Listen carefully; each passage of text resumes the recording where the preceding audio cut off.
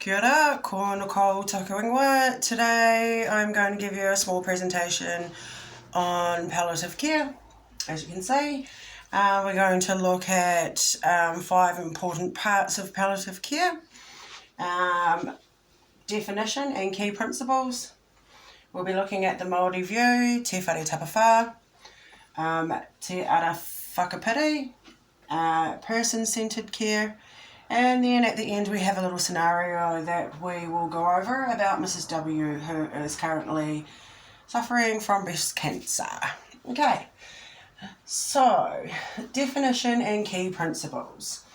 Palliative care is care for people of all ages, aka comfort care.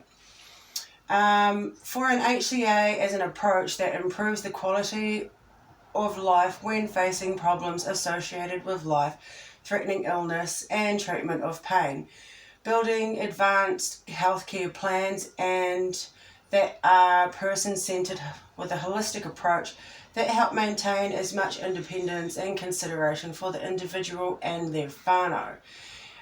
So going back to where I say that they're building advanced healthcare plans, as a collective, everybody will work together. The patient and all of the patient's doctors will come together and they will build a healthcare plan that works for their patient. So 4 really important key principles are person-centered holistic approach.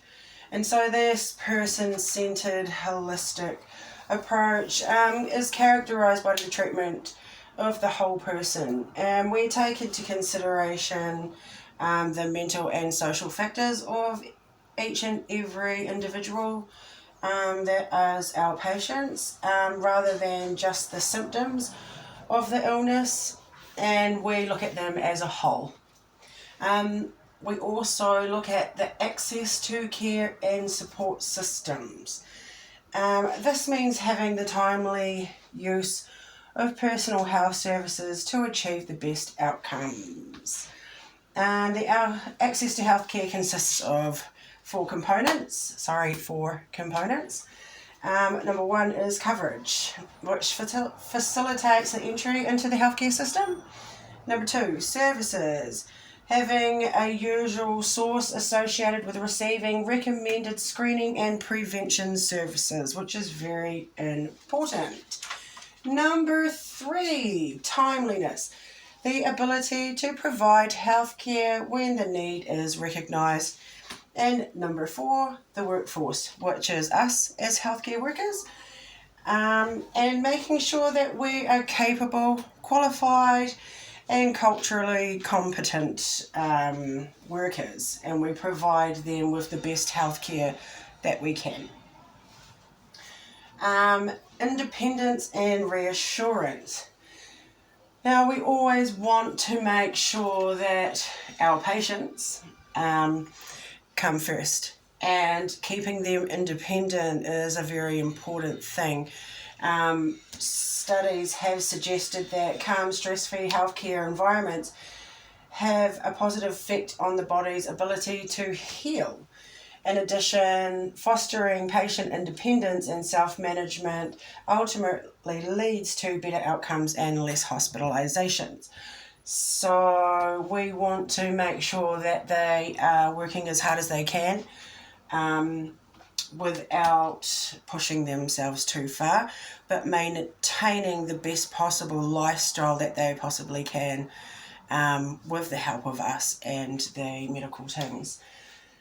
And then we go down to providing comfort, which is, of course, all of those things. So we provide comfort, and it is a huge importance. Without comfort, it leads to unhappiness and depression, and that makes it harder for the bodies to heal, as well as patients don't communicate with their workers so well. So we need to have strong relationships with our patients and provide them as much care and comfort as possible. Okay, so today we are also going to look at the Māori view, which is te whare tapawhā. Te Whare Tapawhā focuses on a holistic approach to the well-being of the patient and the whānau during their time in palliative care. So once again, that holistic person-centered approach would be more around the cultural aspects of the patient in this situation. This enables the whānau to help their loved ones pass through to the spiritual world with dignity and respect while following all their cultural traditions. So there are 4 key principles of Te Whare Tapawhā. Number 1 is Taha Tinana, and this is how the body moves, functions, and is cared for. And then number 2 is Taha Hinengaro, and this is how you think, feel, and communicate with yourself, with the healthcare centre, with your whānau, socially, in all ways.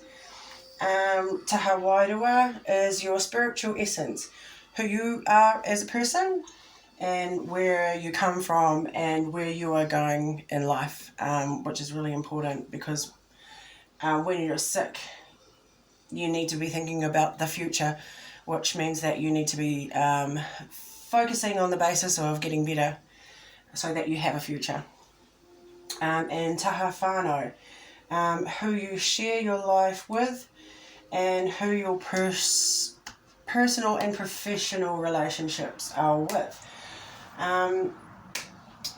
Just going back to Taha Wairua, which is a sense of faith in a spiritual life force, or Māori. Māori believe that without a sense of Māori, people are more vulnerable to illness, hence their connections with the whenua land. And I've just added a little thing here, ko o te whenua, ko whenua ko o, which means I am the land and the land is me. And as a Māori, having that connection is very, very important. So the fact that Te Whare Tapawhā principles have been integrated into the palliative care and the healthcare sector is really important and something that I respect wholeheartedly. Okay, Te Ara Whakapiri. Te Ara Whakapiri is care is patient-centered and holistic. So once again, like most things in palliative care and in the whole healthcare sector, being patient-centered and holistic is really important because you can't get to the basis of a really good healthcare plan without having that patient being at the centre of it. And that we're able to communicate with them clearly and respectfully, understanding who they are as a person, as well as trying not to be disrespectful to them in any ways. And that's just going back to us being educated as healthcare workers, which is part of the access to care and support systems. And services to integrated services are sustainable. Services are nationally driven and supported to reduce variation and support flexibility. And our resources and equipment are consistently accessible. So everything that you need as a patient, you should be able to acquire from a healthcare professional. And if one can't help you or is not qualified to help you, they will forward you on to somebody else that can. So no matter what help it is that you need, you're always going to find the right person, as long as you make sure that you're communicating with your healthcare workers. Now, everything that I've just explained to you has had basically 1 or 2 key words in them, and that is person-centered and holistic. We have it holistic, and lots of personal-centered stuff here at holistic. So we're going to talk about person-centered care. And person-centered care is empowering people to take charge of their own health care rather than being passive recipients of service, which means we don't want them to give up on being independent. We want them to be able to maintain some type of lifestyle of their own, but with the assistance of the healthcare sector. Providing coordinated and extensive care and treatment by designing a care plan that gives the client complete control over the choices made and what approach is taken during their time in palliative care, and showing the client that they will be treated with dignity, compassion and respect. So basically it means treating everybody as an individual, and their own choices, their likes and dislikes and their characteristics about them have been taken into consideration, and that they are shown respect. That they have some control over their healthcare plan as well. For us, it is to be respectful to those choices and to integrate them into their lives. So all choices that our patients make, we will do our best to make sure that their healthcare plans work with the patient and the choices that they're making. Of course, that is really important to the patient, and them healing and getting better is one of the most important things. So working with them is how we like to work, and we basically just want to treat them with respect, and allow them to know that they are at the centre of the care. Okay, sorry, I'm a bit sick. Mrs. W is a 62-year-old female with advanced stages of breast cancer that has spread through areas of her body. She is married and her husband works part-time. Mrs. W wants to remain as independent as possible and stay involved in family activities and continue to socialise with her art group. The hospice team are actively involved in managing her palliative care and making sure her care plan works for her and her family. Okay, so obviously Mrs. W wants to remain at home instead of being in hospice care, and she wants to maintain as much independence as possible, which is really good because she has family that live at home with her and that are able to support her. Mr. W is still working part-time, so obviously he's not always there, which would mean that she would need an HCA, somebody like myself, and I would probably be working with her a minimum of 9 to 12 hours per week, so maybe every second day for 3 hours. Probably just helping maintain all of the work around the house, asking her if she needs anything done, and making sure that she's not pushing her body too far, and allowing her to know that I am there to help her if she needs it.